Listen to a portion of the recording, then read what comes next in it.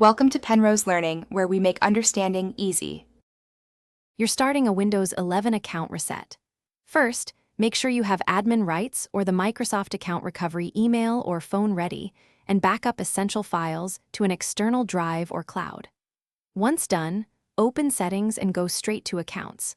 From here, decide whether you're resetting a Microsoft account or a local account. That choice changes the next steps. Make sure your device is online for Microsoft verification, and pause if you need to confirm recovery contacts or backup completion. Now verify identity and perform the reset. For a Microsoft account, choose Forgot Password and follow the verification prompts. Select your email or phone, receive the code, then set a new password.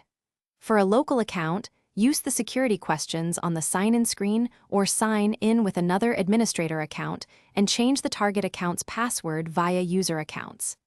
If you must, open Control Panel, User Accounts, manage another account to change passwords. Make sure to create finish by signing in with your new credentials, and then re-enable your PIN or Windows Hello under sign-in options. This speeds future access.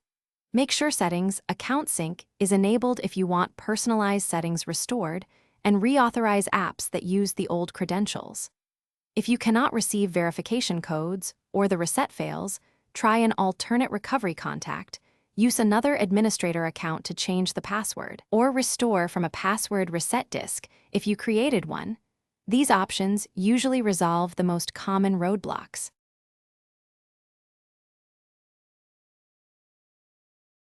Thanks for watching. If this was helpful, leave a like and consider subscribing. See you next time.